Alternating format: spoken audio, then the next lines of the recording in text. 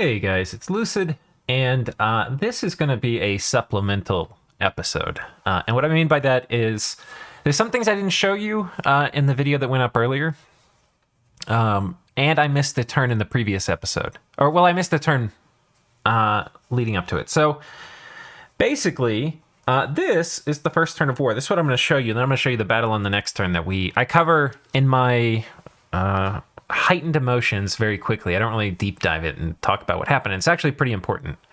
So, and it's kind of one of the things, like, if you ever do YouTube videos for Dominions or something like that, you can talk about the turn, like, unless you've finished your turn, there's going to be all sorts of stuff you don't even know to talk about. So, like, we looked at the battle, but we assessed the importance of it, but we didn't figure out why we wanted so goddamn hard. Anyway, this is the first turn. So I'll just show you all some of the things. So he's coming in with an earthquake trap guy, and I have somebody that's set up just to deal with fuckers. But sadly, it doesn't really work. We do get mass protection off before earthquake, so we don't really take much damage.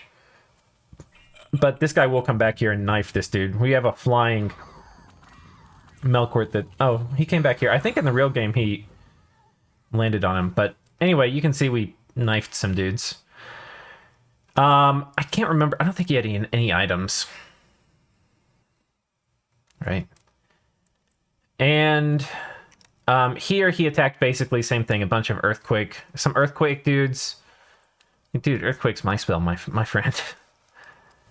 We probably also had mass flight or something too. No, we don't have enough patrolling to even worry about it. So here he earthquakes and runs and, successfully gets off. So that was kind of the thing. He had ended his war on us. And because he had ended the non-aggression pact with us. So, we're kind of expecting him to attack. We had big forces here. It would make sense we would patrol. He was going to come in and hit us with earthquake and mess up all of our shit. Problem with that, though, is our lineup isn't super vulnerable to earthquake. I mean, our skeletons are a little bit. But as you can see, like, here where we did turn 1 mass protection, and I think we also did turn 1 mass flight, it didn't do anything. So, anyway, he hit us here. Now, he cannot do turn 1 mass flight, not easily. I don't even think he has it researched. So that was that. He raided here. Oh, no, we raided here and we took this. He raided here and took this. But he did deeper raiding too. Here with some Itzab. Or some Itzes. And that didn't work. Some Horde Skeleton spam. Almost gets us. But we had some Imp summoning too. So, no, didn't happen. And then over here he raids us. This was with the Malak. A Malak. Kind of budget kit. Little expensive shield, but these guys, it is nice to put a shield on them. They do tend to kind of get killed by arrows. And their protection versus mundane is pretty high. It's 24 with this. I think this is a fine kit. I think just the only thing is that Shield of Valor is 10 gems. But you can see these guys don't really care that you're based on protection. Oh, you have 24 mundane protection. Oh, we hit for 24 damage. So, gave us some items. And, this is not an accident. We've set, these are counter raiders that are specifically set up to deal with kind of low commitment things that may come in. Here was a blood hunting province, right? And we had, I think, only 80 dudes here patrolling. But we figured he would attack this with enough to kill 80 dudes. So he brings like 100 dudes and then, 80 more Maenads. And we move in like, now we have 300 long dead here. And this is our blood hunting corps.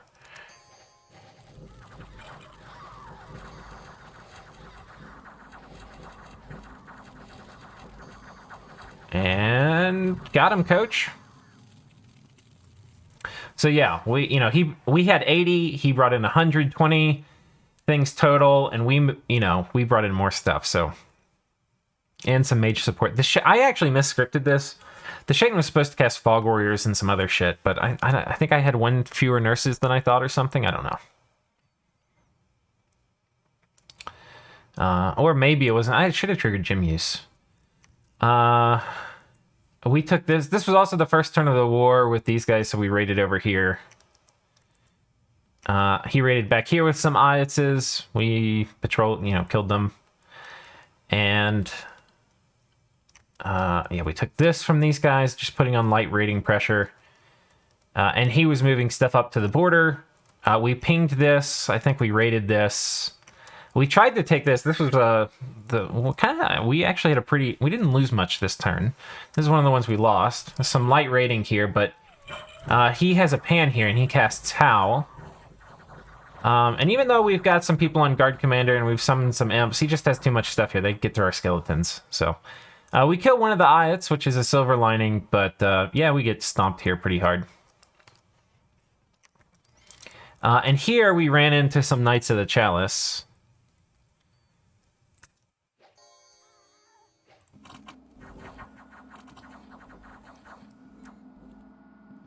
And it's all looking good. It's like, okay, we're going to stomp them now because we've got these really hard-hitting dudes. They're going to kill these guys. Sure, they have a few priests, but what does that matter?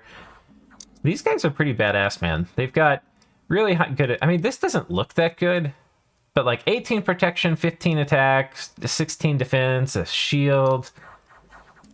I mean, look, we're not doing any damage. We kill one. Yeah, they just churn through it. So we killed a priest and a knight, but we were not successful. This is a very nice budget defense. We lost our nurse too. So, yeah, that was a really solid light defense. Just the perfect amount of stuff to kill my raiding squad. And yeah, so we didn't really talk about orders for this turn because we didn't cover it. This was like the missing turn. Oh, there's one other thing that happened. We sent a Melkort here and we killed a bunch of chaff. This, I think, is a pretty unexpected move. You don't expect a Melkort to randomly magic phase on your fort with like a huge set of gear, especially when it hasn't been scouted. It's kind of one of the things. It's like, oh, you can do a really good job scouting stuff, and then you'll kind of maybe know more what you're going to run into. But it also, in some ways, unless you're like pinging stuff with scouts every turn or whatever, it's going to advertise your moves. So there's no reason to expect this kind of Melkort here. But I think I had lost the scout here before, so I just knew he was going to be patrolling. But I think I lost that scout a while ago.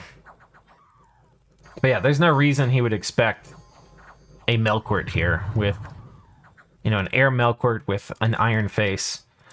So we kill this, which is nice because we kill all the patrollers. But the real reason we were here is because we're providing cover for our Shaitan. And so they're going to go on a big corrupting spree. And hopefully we get some. I think we've got some. These guys no, there's nobody on top. These guys are going to 58, right? Where's 58? These guys are going here. So we're cloud trapezing a lot of Shaitan, which is expensive. It's this is 12 air gems to get them all over here. And then the air gems for the thing. They're going to be summoning 2 air elementals apiece. So 8 air elementals on 4 Shaitan should hopefully clear out most of what he's got defending this. Thing is, I'm imagining if he's got like 8 thaumaturgs here and they're patrolling with like a couple hundred long dead, there's a good chance 8 air elementals can kill that. Maybe they get in the thaumaturg group. There's also a chance they fail. So it's a little bit kind of like whatever, but it's got a pretty good chance to win.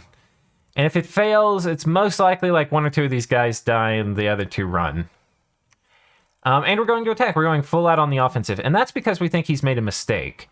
And the mistake is that he put a lot of his sacreds here. And I think the idea is from here, they're able to threaten more. Like they could actually, I think, move here. So they're checking this fort. They can potentially get deep into my lands here. And then obviously they can come and get on top of this one. They're pretty central, right? They can go a lot of places. The problem is they're exposed to magic phase attacks because they're not in a fort.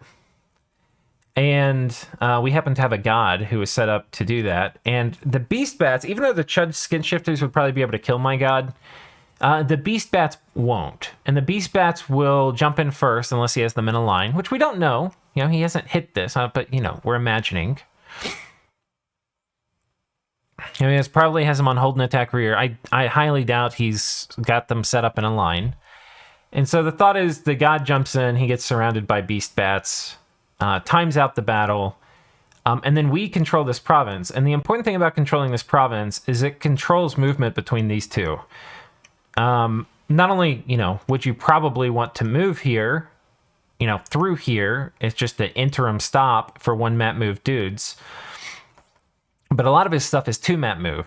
And so if it's 2 map move, he needs to be able to move through here to get here. Now, he technically can go through here. But that's pendant on the river pass being open, which Sea of Ice, actually one of the side effects of that, which I don't realize in the game at this point, is that it makes all river passes walkable, which is kind of cool. It's a weird little thing. But yeah, normally this would need to be cold, and we're heat on both sides. So normally you wouldn't be able to cross the river. I was like confused about this all game. But yeah, the other way is obviously through here, given that the river pass is open. But you have to have forced survival, and a lot of things like Long Dead and stuff don't have forced survival. So this, depending on the exact movement costs, is not a viable move path to get through in one turn if you're map move 2. Because I don't think a lot of these things are going to be map move 2 through a forest. Some of his things will be, maybe. But I think like the Chuds aren't if we own this fort. I'm not completely sure. Anyway, and then it's also complex because if you have different things in a commander, like let's say a guy has Chuds and, you know, Long Dead. Well, the Long Dead don't have forced survival, so nothing in that commander's squad has forced survival for movement.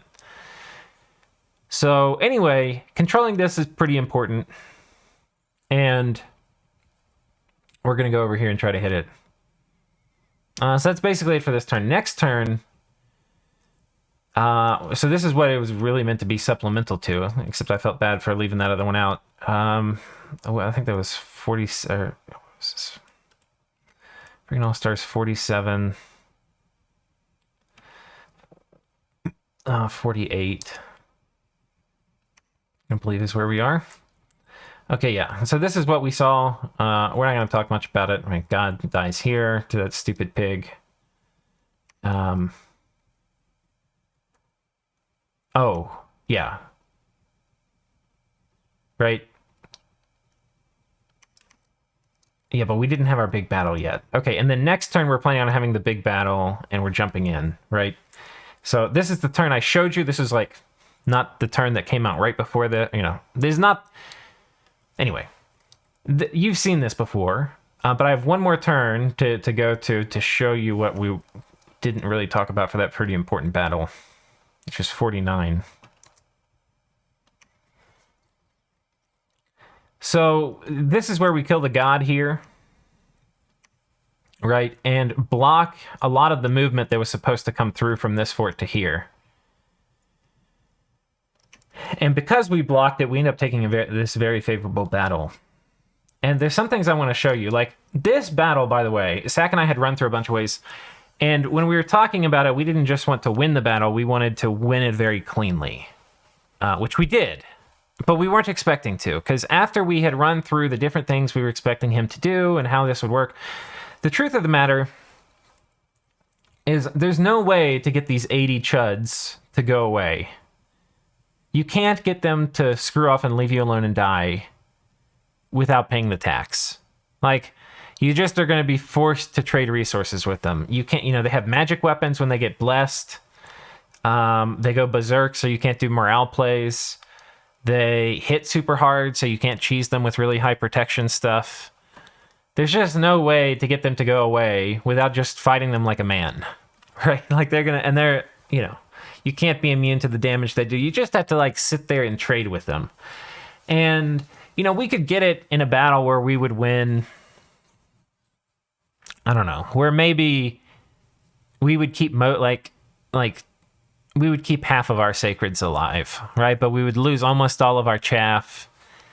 I mean, Zach would know better than me because I think he tested more of these permutations. But, we were looking like, do we fly? Do we not fly? Do we, how much earthquake and stuff do we do? And the simple truth is we never figured out a way where we could reliably cheese this army.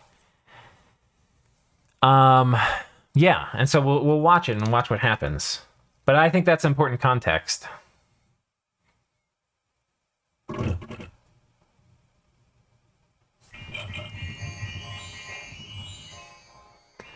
All right, so now we have Divine Blessing and Mass Protection going off on my side.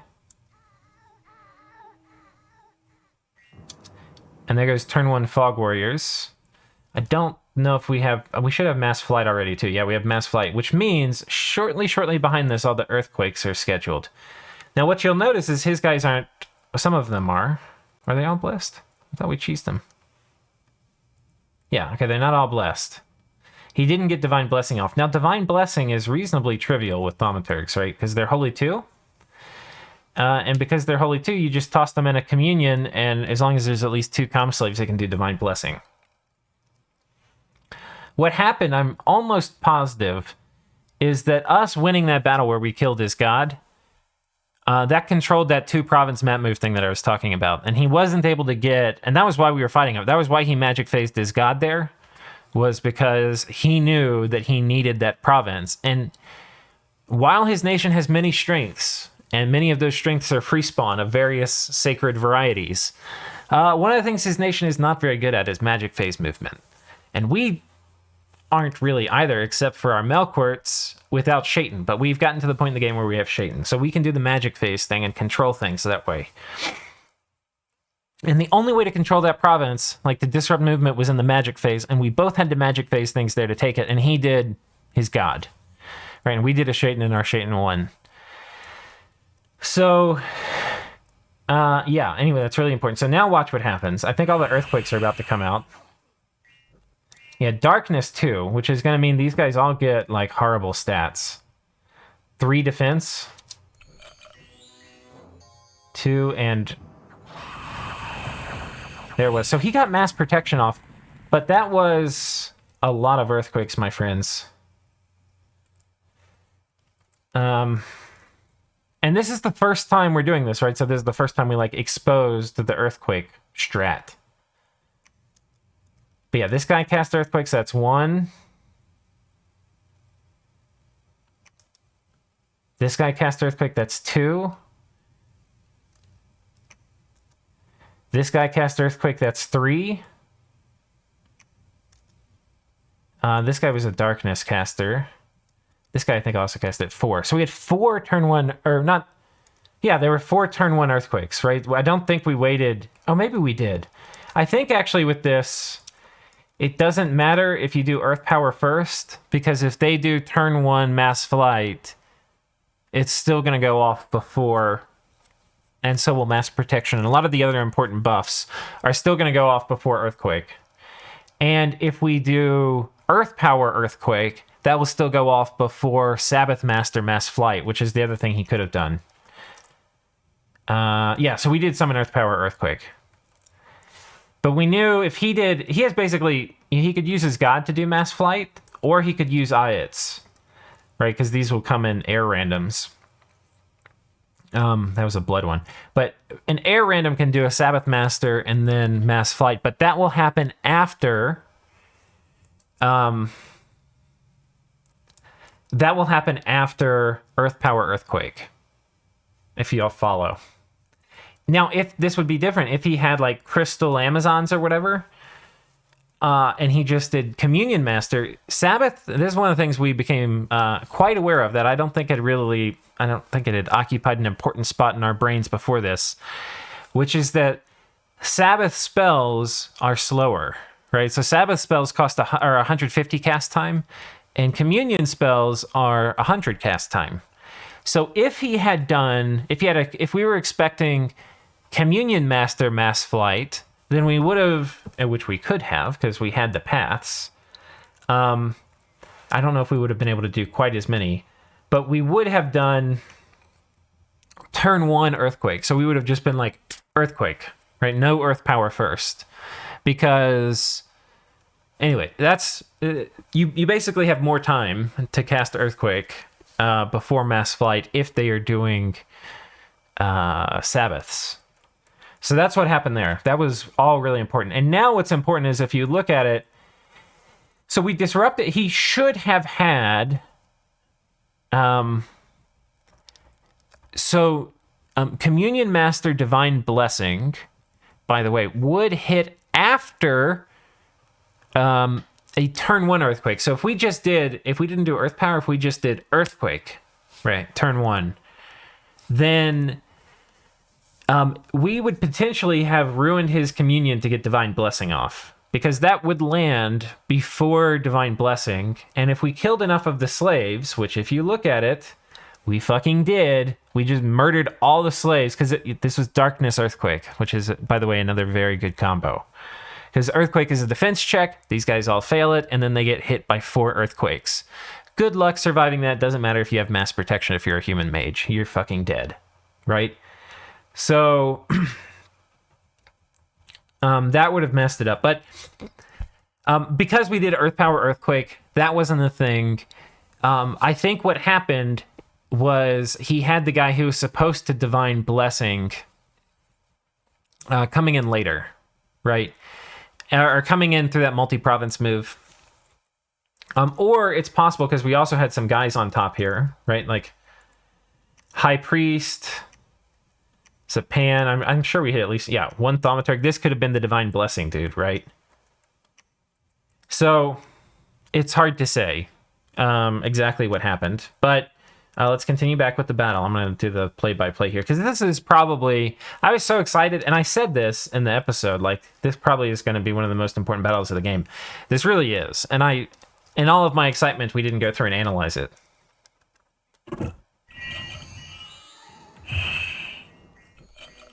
All right, and the Earthquake.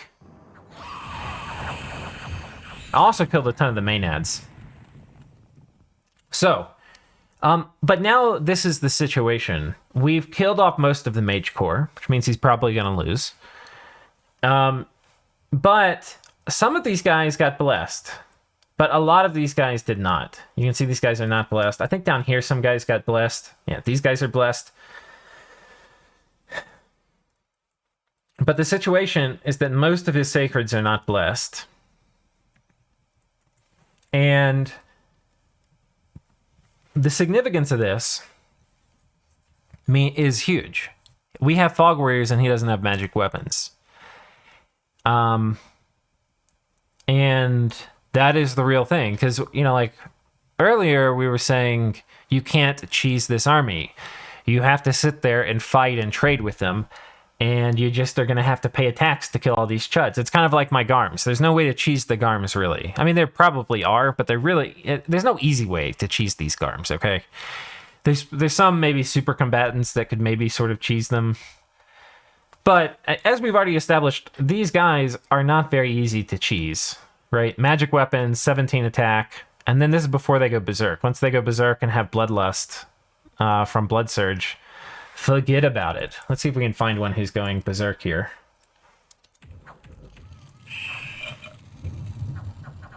These guys are going Berserk, but they do not have magic weapons.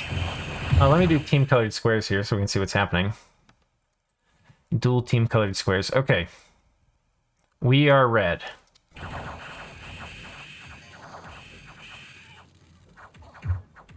See, first of all, we just tremendously outnumber them. A lot of that, too, is clearing out the Maenad chaff. A lot of that, too, was blocking movement, because there'd probably be like 300 or 400 more Long Dead. And, yeah, 300 or 400 more Long Dead can swing the odds, because then we'd be sitting there hitting Long Dead instead of hitting his Chuds. This guy must be Berserk, right? No? Oh, he's Berserk. So, okay, just Berserk, but no Blood Surge. 1844. This guy must have killed something, right? He's Berserk, but no Blood Surge.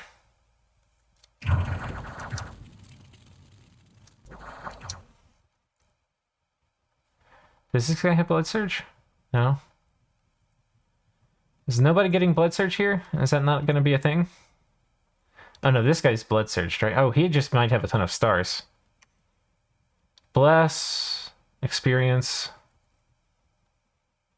Okay, this guy's blood surged. Yeah, but not berserk. Eventually, one day we'll find somebody who's blood surge and berserk. Okay, this guy is. Yeah, look at this. 22 attack, 47 damage. And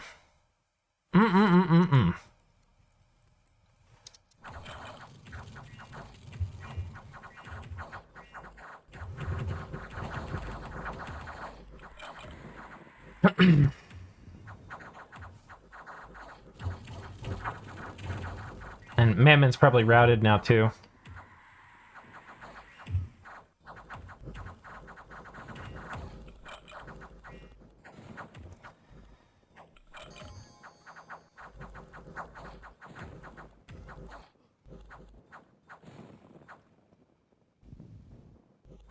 Few bears left over here. But anyway, the battle's over. So, picked up a Ring of Regen.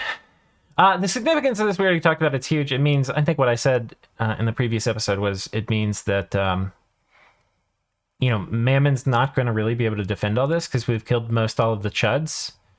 And the Chuds are the key in this whole thing. Like, if he doesn't have, if it's just Chaff, none of his Chaff has magic weapons. My Chaff doesn't have magic weapons. Right? Like, these guys don't have magic weapons.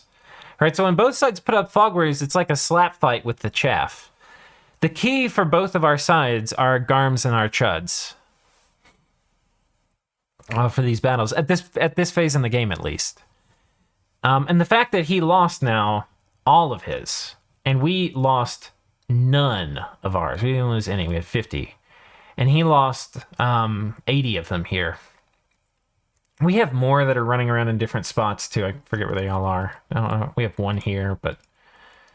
we have, I think our big pile of them is actually here. Yeah, we've got 80 of them here. So...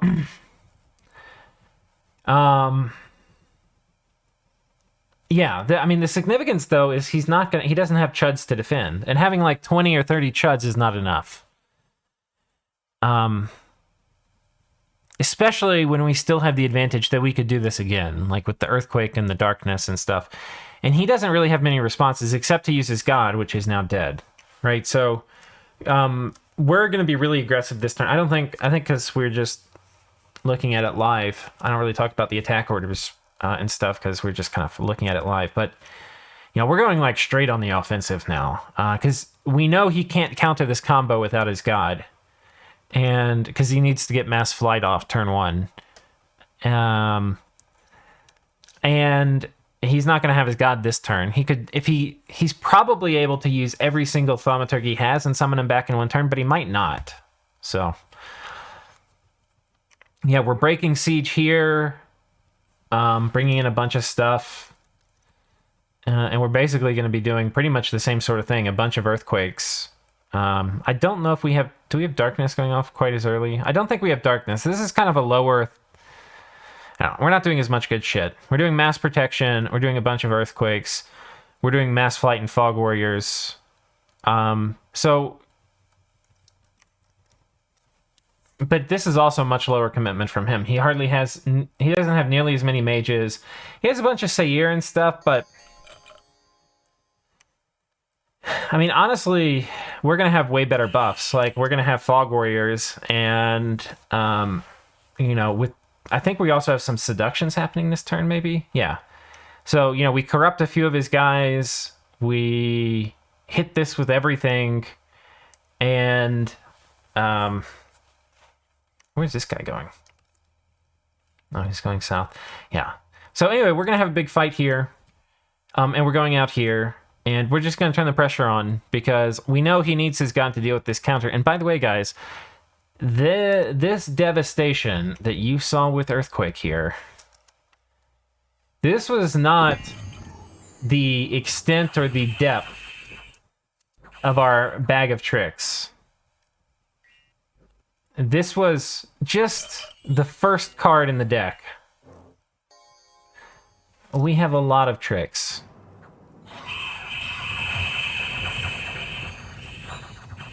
All right, so he's got to figure out how to deal with this while you know, this is a pretty scary trick, right?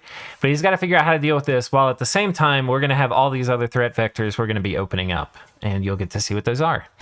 So I hope you're enjoying it. See you next time.